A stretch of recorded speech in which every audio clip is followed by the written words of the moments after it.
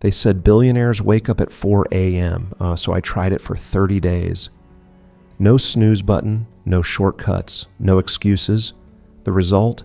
I lost 12 pounds, gained 3 extra hours of deep work daily, and increased my monthly income by 40%. But the biggest change? It wasn't what I expected at all. And by the end of this video, you'll know exactly why 87% of high performers swear by this routine, and whether it's actually worth the sacrifice. Let me paint you a picture of my old mornings. 7:30 a.m., first alarm, hit snooze. 7:35 a.m., second alarm, hit snooze again. 7:40 a.m., third alarm. Fine, I'm up, sort of. 7:45 a.m., grab coffee, check phone, instantly overwhelmed by 47 notifications. 8:15 a.m., first meeting of the day, and I'm already behind. Sound familiar? Here's the brutal truth about my before stats. Average wake-up time, 7:42 a.m. after multiple snoozes. Time spent on deep, focused work, maybe 2 hours on a good day. Stress level on a scale of 1 to 10, consistently an 8. Decision fatigue by noon, through the roof. I wasn't just tired, I was reactive. Every day started with other people's agendas flooding my brain before I'd even figured out my own priorities. I'd seen those headlines everywhere.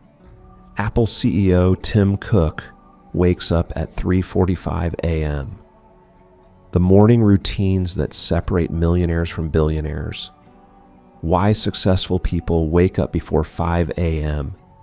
And honestly, I rolled my eyes every single time, like, come on.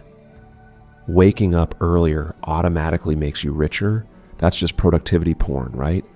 But then I hit a wall. One particularly overwhelming week, I realized I'd become a passenger in my own life, bouncing from meeting to meeting, email to email, reactive decision to reactive decision. I was busy, sure, but I wasn't building anything meaningful. That's when I remembered a quote that stuck with me. Win the morning, win the day. So I made a decision that felt completely insane at the time. 30 days, 4 a.m. wake-ups. No exceptions, no matter how tired I felt the night before. Not because I believed it would make me a billionaire overnight, but because I desperately needed to reclaim ownership of my time before the world woke up and started making demands on it. Let me be honest about those first 7 days. They were rough. Day 1, alarm goes off at 4 a.m. My body feels like it's been hit by a truck. I stumble around like a zombie for the first hour. Day 2, slightly better, but by 1 p.m. I'm crashing harder than a Windows 95 computer. Day 3, I'm questioning my life choices. Is this actually productive, or am I just torturing myself for no reason?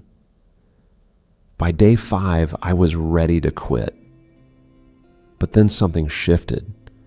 And it wasn't what I thought it would be. See, I expected the benefit to be about getting more hours in my day, more time to work, more time to hustle, more time to grind. But the real magic wasn't in the extra time. It was in the silence. At 4 a.m., the world is completely still. No notifications buzzing, no meetings starting, no traffic humming. No emails demanding immediate responses. Just space, pure, uninterrupted mental space. And in that space, I finally started doing the things I'd been putting off for months. I journaled without rushing through it. I read books that had been collecting dust on my shelf. I thought clearly about where I was actually headed, not where I was being pulled by everyone else's urgency. Most importantly, I started listening to a voice I'd been drowning out for way too long. My own. By day 7, I realized something profound. The value wasn't in the hour itself. It was in the ownership. For the first time in years, I wasn't reacting to life. I was initiating it. That shift in mindset changed everything that followed. Week 2 hit completely different. My body started adapting. The grogginess faded faster. My focus sharpened dramatically, but more importantly, because I knew I had a significant head start on the day, I worked with more calm instead of constant panic. Here are the measurable changes I tracked. Deep work time before, 2 hours of focused work per day on a good day. After, 5 hours of focused work per day consistently. Decision making before, made roughly 47 small decisions before 10 a.m. After, made 12 decisions before 10 a.m., but they were bigger, more strategic ones. Stress level before 8 out of 10 constantly. After, 4 out of 10 average with much better resilience during high pressure moments. Energy throughout the day before. Energy crash by 2 p.m., second wind around 6 p.m., then wired until midnight. After, steady energy from 4 a.m. to 8 p.m., natural wind down in the evening. But the biggest shift was in clarity. With zero distractions in those early morning hours, I finally heard the voice I'd been tuning out, my own intuition, and it was brutally honest. This project doesn't excite you anymore. You're avoiding that difficult conversation with your business partner. You're doing too much busy work and calling it productivity. You know exactly what you should be working on, but you're scared it might fail. So I started trimming the noise. I delegated more tasks that didn't require my specific expertise. I said no faster to requests that didn't align with my core goals. I focused on fewer things but did them significantly better. And here's something I didn't expect at all. My evenings got dramatically better too. Because I was up so early, I naturally started winding down by 8:30 p.m. No more mindless scrolling until midnight. No more Netflix binges that left me wired and unable to sleep. I was sleeping deeper, eating better.